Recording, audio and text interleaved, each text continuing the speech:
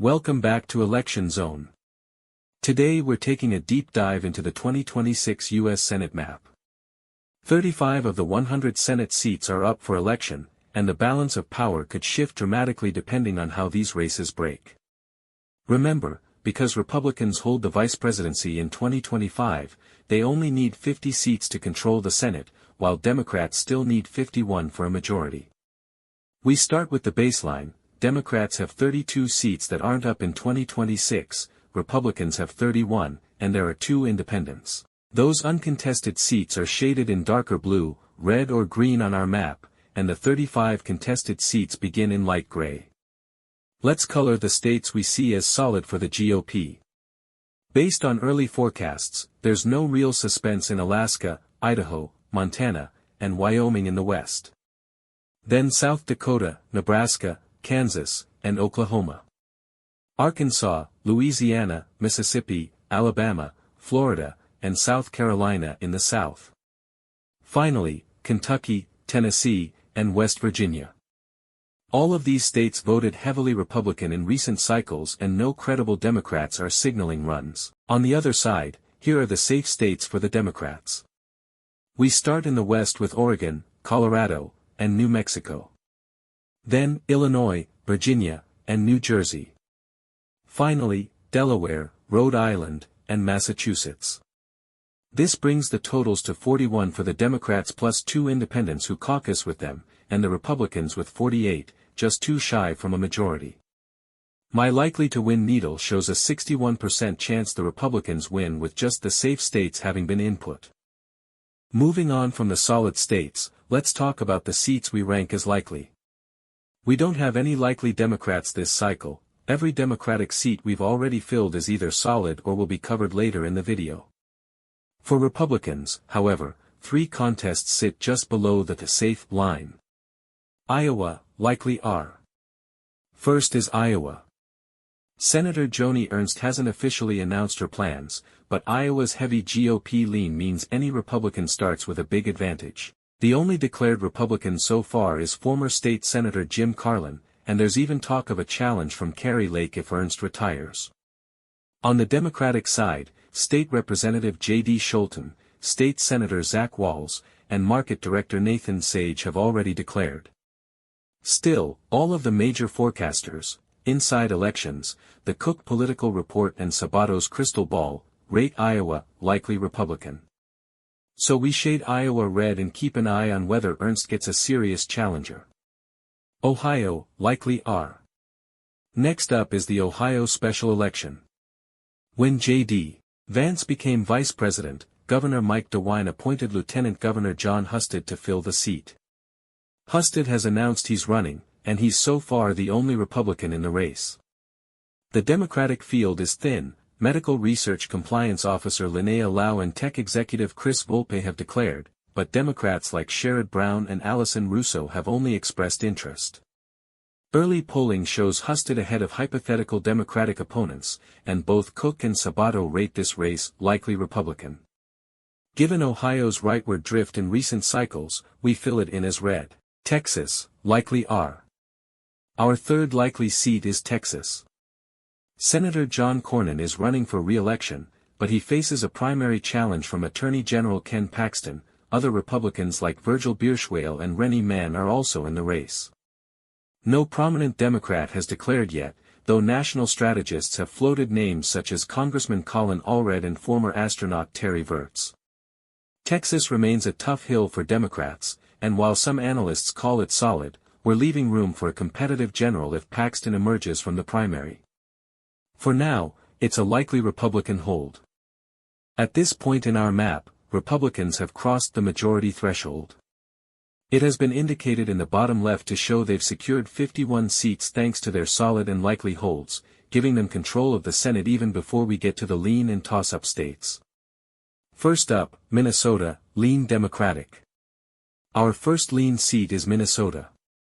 Senator Tina Smith isn't running again, leaving this as one of the biggest open races of 2026.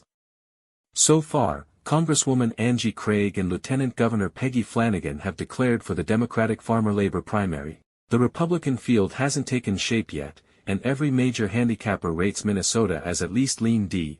Inside Elections says likely D, while Cook and Sabato call it lean D.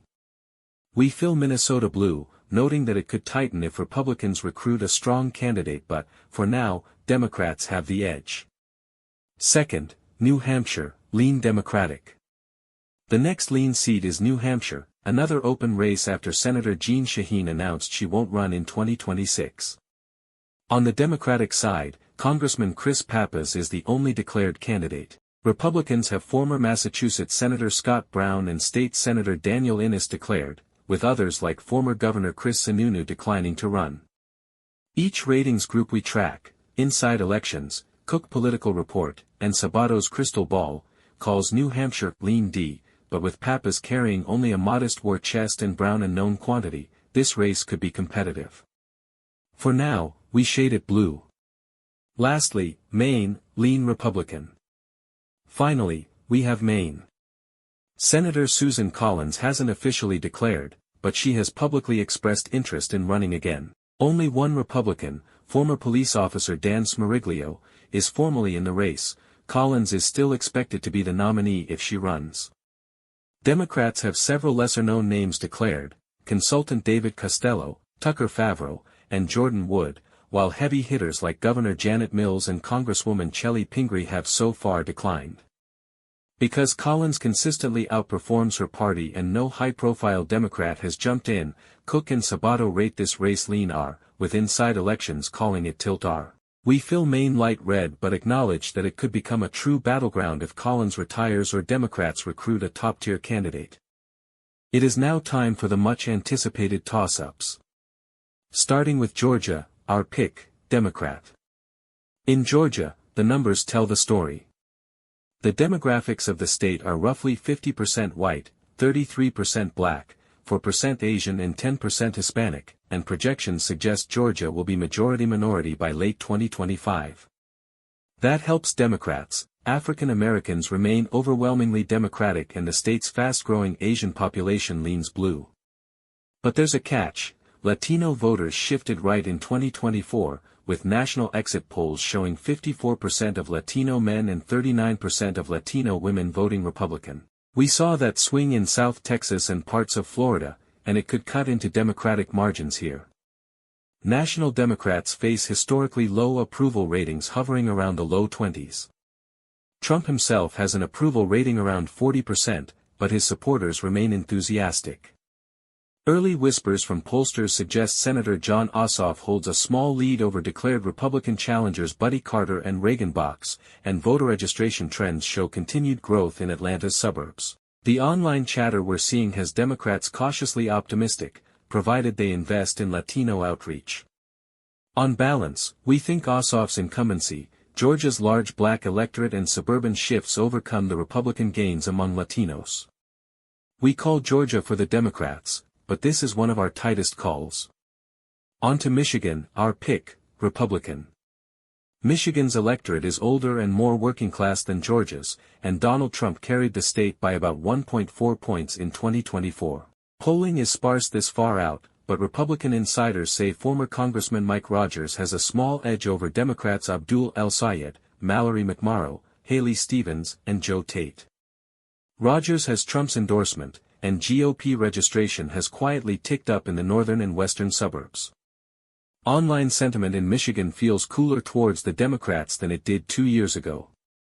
As giant swings in Dearborn paved the way for Trump's win in 2024 due to the Israel-Palestine conflict. When we add that Hispanics, even though a smaller share here, trended right in 2024, and consider national headwinds for the Democratic brand, Michigan looks poised for a Republican flip.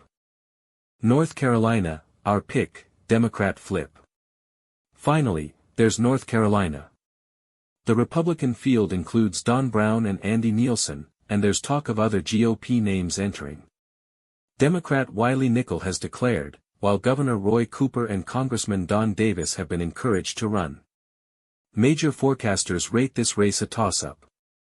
Although Trump won North Carolina in 2024, 50% to 47%, the state has a growing urban population in Charlotte and the Research Triangle and a sizable black electorate.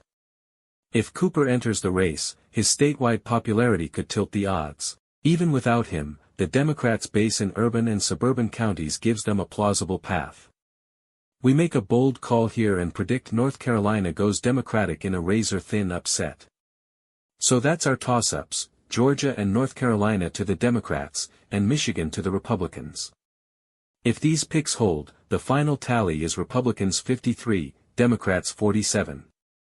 Let us know in the comments whether you agree, and stay tuned for more updates as the 2026 cycle heats up.